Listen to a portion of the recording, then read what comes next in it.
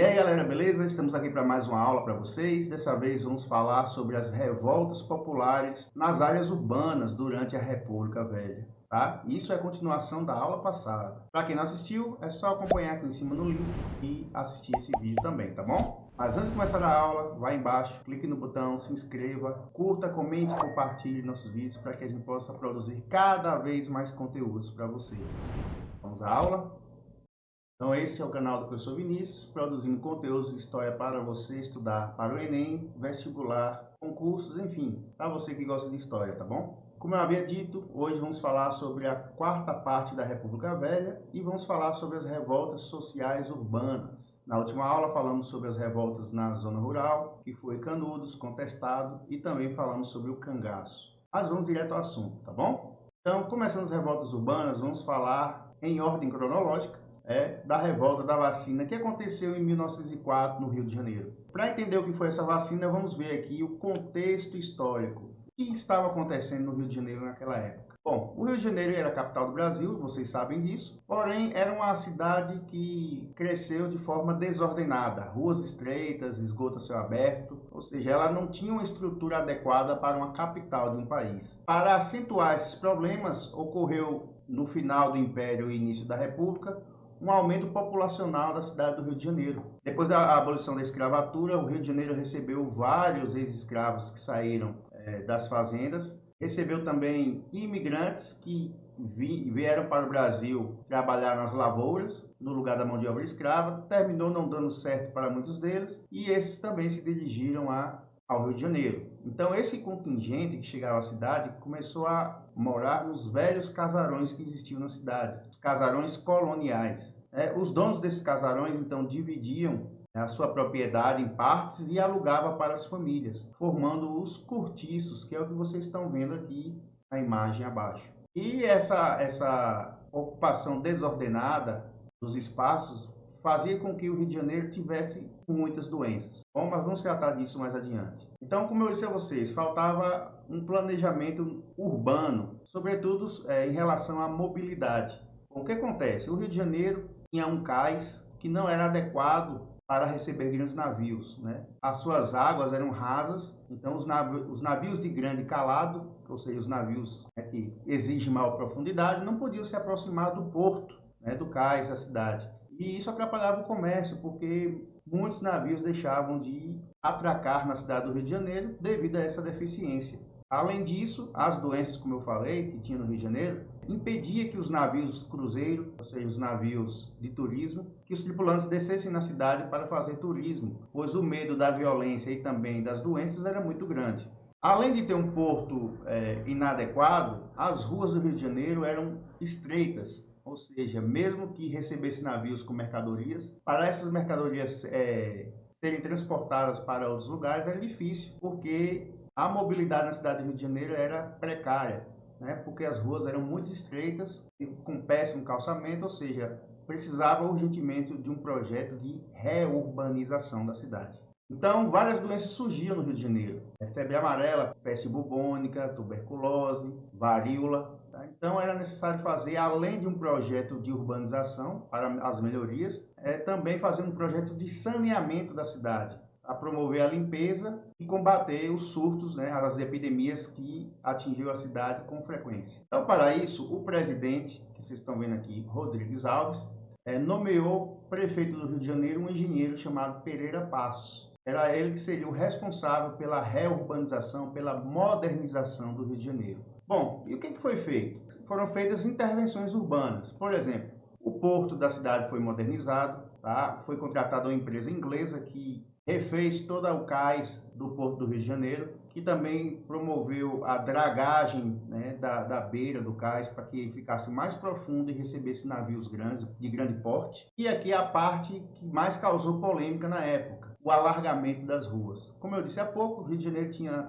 vielas, né, ou seja, ruas estreitas, que prejudicavam a mobilidade urbana. Então, a solução seria o alargamento das ruas para transformá-las em avenidas. Se vocês forem pensar bem, para alargar as ruas é necessário derrubar casas. E a maioria das casas que iriam ser derrubadas era do pessoal pobre, as pessoas que viviam nos cortiços. Então, o governo ele não contou conversa. O prefeito Pereira Passos se cercou da força policial e ordenou que todos os moradores dos cortiços fossem expulsos e suas casas demolidas, como vocês estão vendo aí na imagem. Um lado todo demolido com todo um processo de modernização das ruas. Então, um grande problema surgiu aí, para onde essas pessoas expulsas do cortiço iriam, se não havia habitação para todos. Então, a solução que muitos encontraram foi subir os morros da cidade. O primeiro morro ocupado por essas pessoas expulsas dos cortiços foi um morro chamado Morro da Favela. Então, é por isso que todo morro ocupado passou a se chamar de favela. O Morro da Favela e os outros morros que foram ocupados a seguir não tinha nenhuma estrutura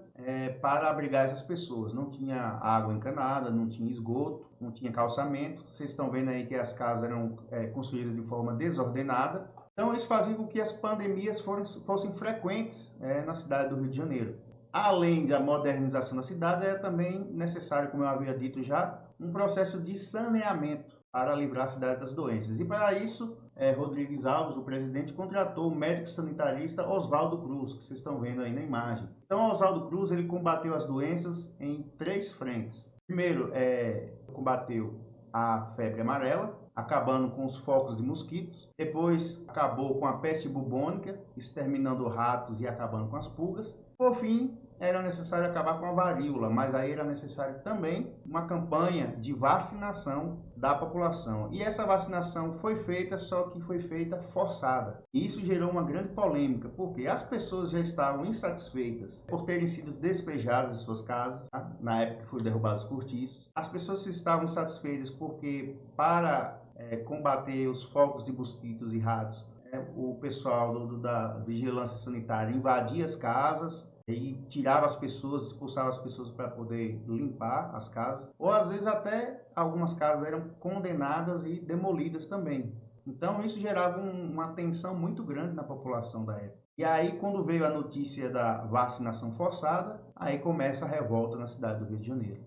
Então, o pessoal que morava nas áreas mais periféricas começou a resistir a essa vacinação. Sabedor disso, Oswaldo Cruz solicitou ao governo aparato policial para poder acompanhar a equipe da vigilância sanitária. Só que o povo não se rendeu. O povo dessa vez não obedeceu porque a revolta já vinha crescendo. E a vacina foi o estopim dessa revolta. Então, as ruas do Rio de Janeiro viraram campo de guerra. As equipes da vigilância sanitária, junto com a polícia, lutando contra a população que não aceitava ser rebelada. Até barricadas foram construídas nas ruas para impedir que as equipes sanitaristas passassem, né, tivessem acesso às casas do povão. Então essa revolta durou muitos dias. O governo suspendeu temporariamente a vacina para acalmar os ânimos e depois de muitas batalhas entre policiais e o pessoal rebelado, tudo isso foi controlado e a cidade voltou ao normal. Mas lembre-se, toda vez que eu vou falar de revolta da vacina, a vacina em si não era o único motivo da revolta. A derrubada das casas, a expulsão das pessoas das residências, a invasão das casas pela vigilância sanitária, tudo isso foi uma crescente de motivos, né, que aumentou a tensão da população, que culminou na revolta causada na campanha de vacinação. Ok? Vamos passar então para a próxima revolta urbana, que também aconteceu no Rio de Janeiro, só que no ano de 1910. Foi a revolta da Chibata. Essa imagem que vocês estão vendo aí no fundo, que também é a capa da nossa aula, é de João Cândido, o líder da revolta da Chibata. Mas vamos ver como foi que essa revolta aconteceu. A Marinha Brasileira, ela tinha nos seus quadros de recrutas, ou seja, de marinheiros, a maioria era formada por filhos de escravos ou ex-escravos. E a maioria desses marinheiros eles eram recrutados à força. Então a polícia andava nos bairros periféricos e aquelas pessoas que eles consideravam que vagabundos, né, na visão deles, ou que não estavam fazendo nada, que poderiam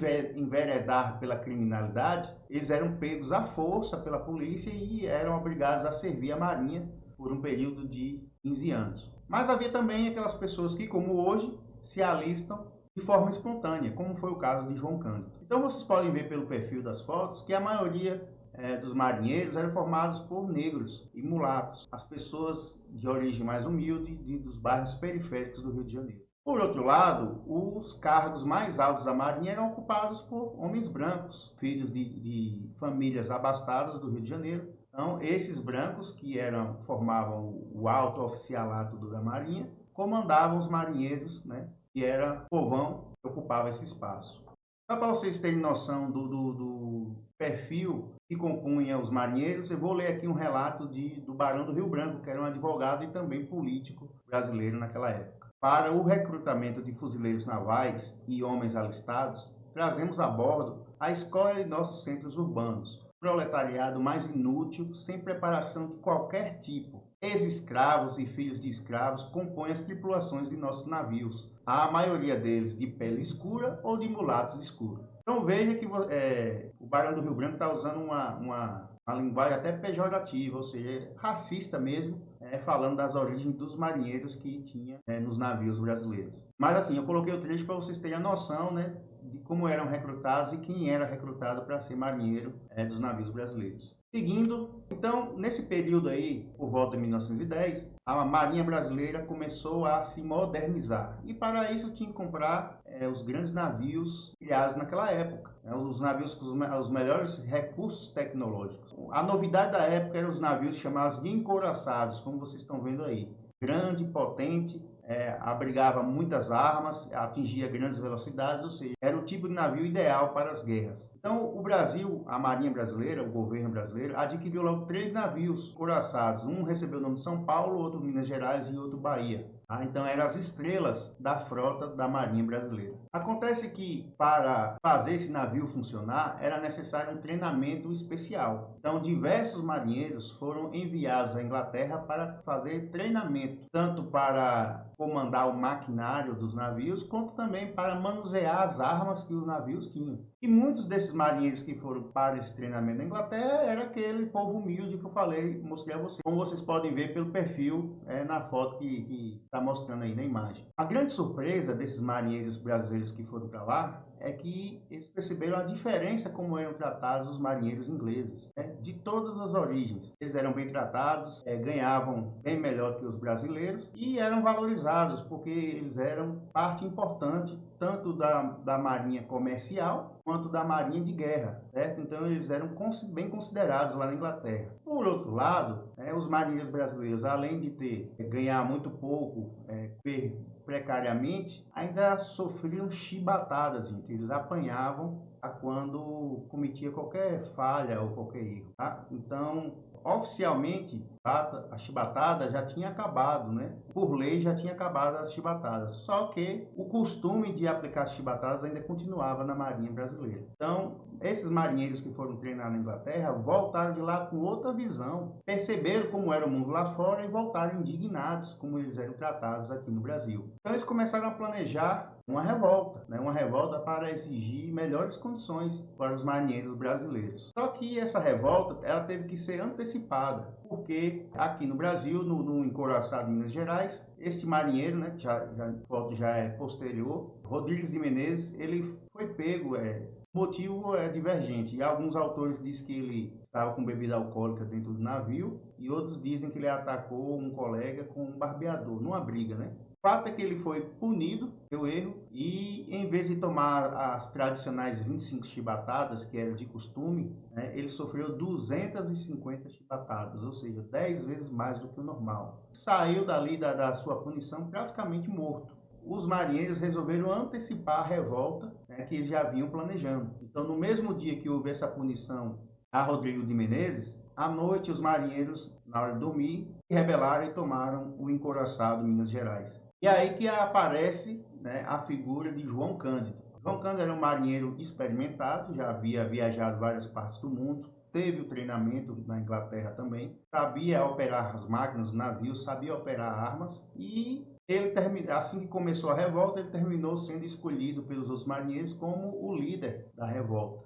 Então, os marinheiros revoltados, eles tomaram o navio, prenderam os oficiais, prenderam o capitão e tomaram conta do navio a partir daquele momento. A informação da revolta chega nos outros encouraçados, São Paulo e o Minas Gerais e o Bahia. Eles também foram tomados pelos marinheiros em mais um navio. Ou seja, os navios mais poderosos da frota brasileira, da Marinha, estavam nas mãos dos rebelados. João Cândido, ele só operar os navios a partir daquele momento de forma tranquila, porque ele já havia tido treinamento para isso. Então ele enviou uma carta para o recém-possado presidente do Brasil, que foi Hermes da Fonseca, sobrinho daquele Deodoro da Fonseca, que foi o primeiro presidente do Brasil. Então, nessa carta enviada a Hermes da Fonseca, o presidente, João Cândido, junto com os marinheiros, exigiam o fim das chibatadas, primeiramente, a alimentação de qualidade e um soldo, um salário melhor para os marinheiros na Marinha, tá bom? Bom, a princípio,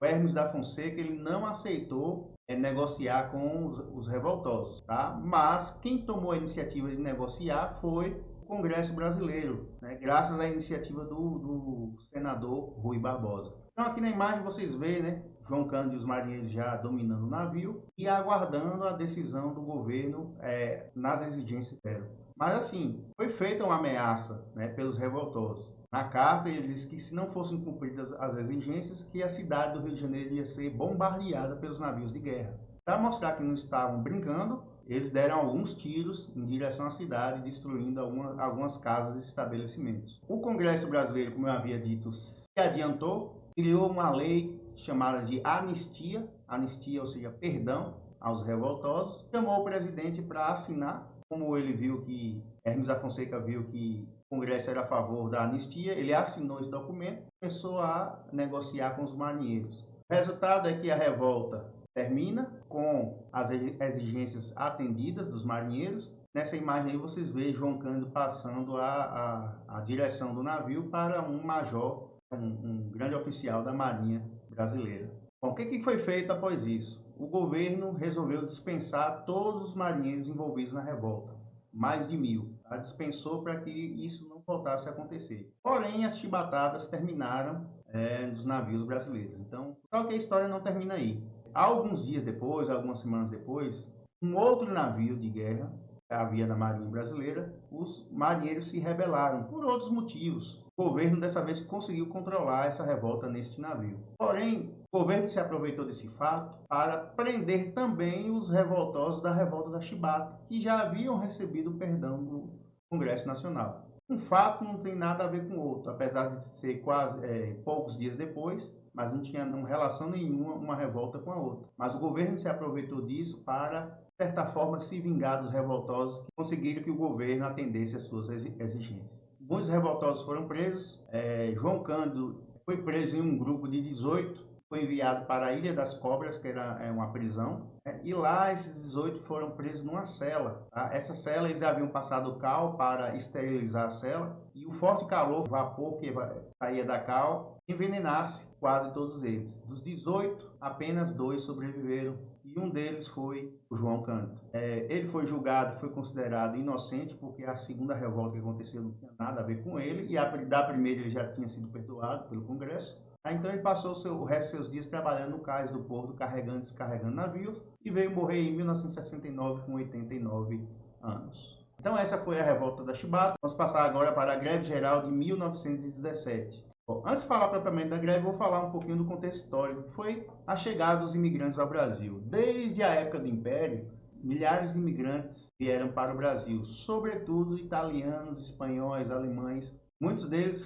principalmente os italianos, foram contratados para substituir a mão de obra escrava nos cafezais. Então, os cafeicultores contratavam os imigrantes italianos para trabalhar nas lavouras de café. Então, o que acontece? A forma como esses imigrantes italianos eram tratados pelos cafeicultores não era a forma ideal, né? Então, eles trabalhavam de forma semelhante à escravidão. Tá? Então, muitas famílias imigrantes italianos fugiram, tá? Porque viram que não era nada daquilo que eles esperavam encontrar aqui no Brasil, ou seja, um trabalho com dignidade. Esses italianos que fugiram dos cafezais em São Paulo foram para a capital morar lá. E lá começou a trabalhar nas fábricas, nas indústrias, junto também com os imigrantes espanhóis. Só que, diferentemente dos imigrantes italianos, os espanhóis vieram diretamente para a cidade de São Paulo. A maior parte da mão de obra das indústrias, das fábricas em São Paulo era formada por imigrantes. Só que esse pessoal veio de outros países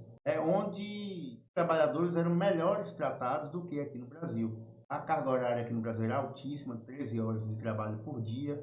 a comida era péssima, quase não havia descanso, não havia férias. Então, esses direitos trabalhistas que nós temos hoje não eram cumpridos naquela época, né? E para contribuir com isso, tanto os espanhóis quanto os italianos, eles tiveram contato com as ideias anarquistas e comunistas lá na Europa, tá? E por conta disso, eles tinham consciência de classe e pela luta dos seus direitos, tá? Então, eles começaram a organizar aqui no Brasil sindicatos, porque com os sindicatos eles juntos eram mais fortes e podia negociar melhorias nas suas condições de trabalho e também de salário com os seus patrões. Então, eles não ficavam somente na organização dos sindicatos, fundavam escolas para os seus filhos, fundavam creches para os seus filhos. Então, eles eram extremamente organizados. Mas aí veio a Primeira Guerra Mundial. O Brasil, que era um país que importava, ou seja, comprava mercadorias, passou a ser um país que exportava mercadorias, vendia mercadorias. Por quê? Porque os países que antes produziam as mercadorias, as grandes potências, estavam em guerra,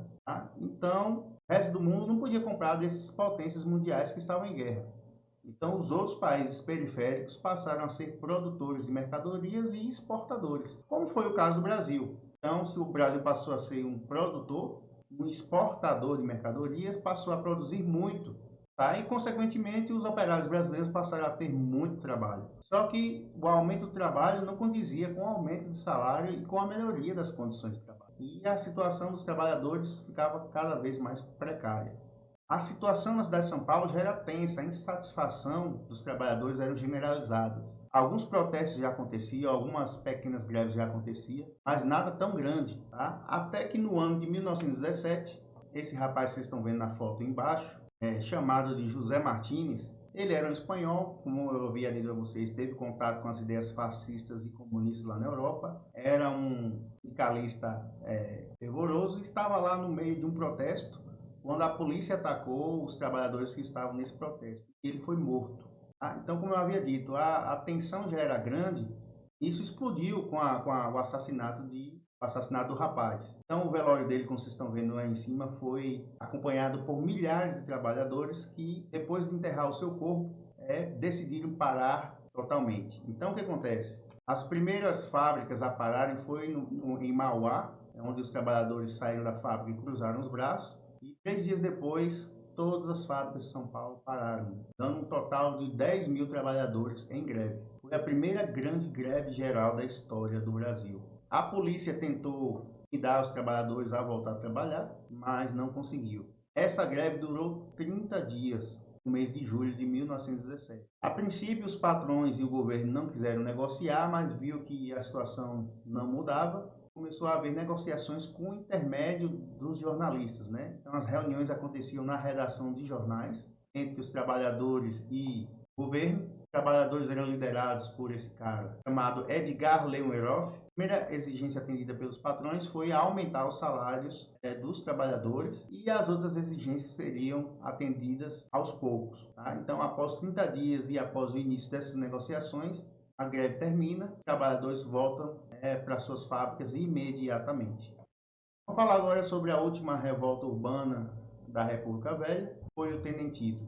Bom, o tenentismo foi o nome dado a um movimento formado pela ala mais jovem do Exército Brasileiro. Tá? Os tenentes eram pessoas de origem humilde e o máximo que eles conseguiam alcançar cargo no Exército era o posto de tenente. Cargos mais altos eram ocupados por filhos de famílias ricas da sociedade brasileira. Por serem de origem humilde, eles tinham noção das dificuldades que as pessoas passavam aqui no Brasil. Então, os tenentes, em várias reuniões dentro do Exército, eles discutiam mudanças que eram necessárias para melhorar a vida do povo brasileiro.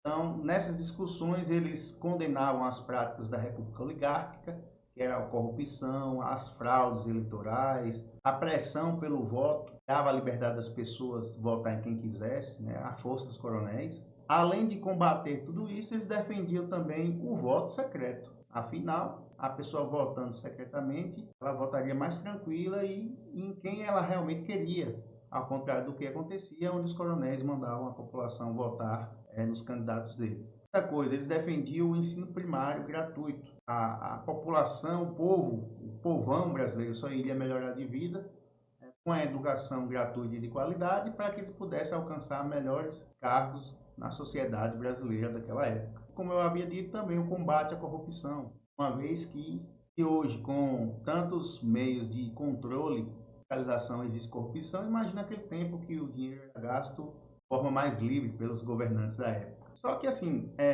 essas ideias eram debatidas, como eu disse há pouco, pelos tenentes nos quartéis, mas não saía disso. A partir de um dado momento, os tenentes saíram da teoria, das discussões, para a prática, que foi a revolta. A primeira foi os 18 do Forte de Copacabana. Então, o que acontece? Em 1922, o presidente Arthur Bernardes tinha sido eleito presidente do Brasil.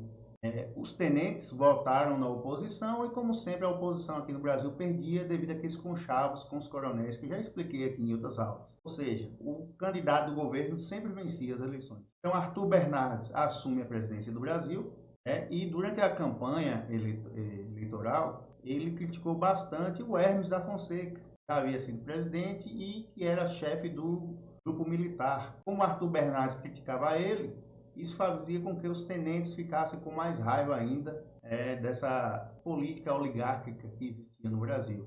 Quando Arthur Bernardes vence, os tenentes se rebelam em vários quartéis da capital do Rio de Janeiro. O governo consegue controlar a revolta em quase todos os quartéis, menos no Forte de Copacabana. Lá, 17 tenentes saíram marchando, armados, em direção ao Palácio do Catete, que é a sede do governo brasileiro, onde ficava o presidente. No caminho, juntou-se a eles uma pessoa comum, também armada, e esses 18 foram até lá e atiraram contra o prédio do governo, tentando derrubar o presidente Arthur Bernardes.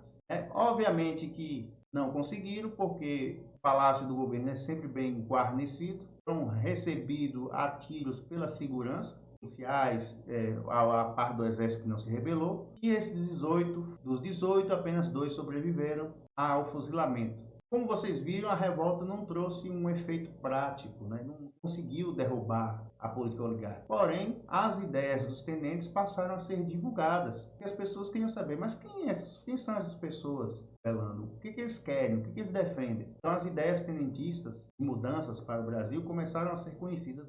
No ano de 1924, nova revolta tenentista, dessa vez em São Paulo, e lá o número de revoltosos foi muito maior. Eles conseguiram tomar a cidade de São Paulo por 30 dias, até que o governo se recompôs, conseguiu retomar a cidade de São Paulo de volta. Mas foram 30 dias de dominação dos revoltosos tenentistas. Então, quando o governo e a parte do exército que não se rebelou retomam a cidade de São Paulo, os revoltosos fogem.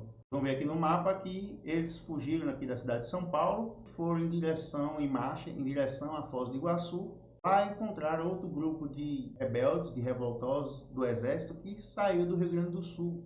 Esses dois grupos juntos formaram uma nova revolta, conhecida como a Coluna Prestes. A Coluna Prestes era formada por vários ex-oficiais do exército que rebelaram, uns vindo da revolta paulista e outros vindo do Rio Grande do Sul. Essa revolta recebeu o nome de Coluna Prestes porque o líder da revolta é o Luiz Carlos Prestes. Então, essa é uma foto que mostra os líderes da Coluna Prestes, tendo Luiz Carlos Prestes, o mais importante. Então, eles percorreram, como vocês podem ver aqui pela linha vermelha, percorreram todo o território brasileiro, protestando contra o governo, lutando em batalhas, porque os coronéis que eram a favor do governo atacavam eles por onde eles passavam. Tentaram 50 batalhas e venceram todas.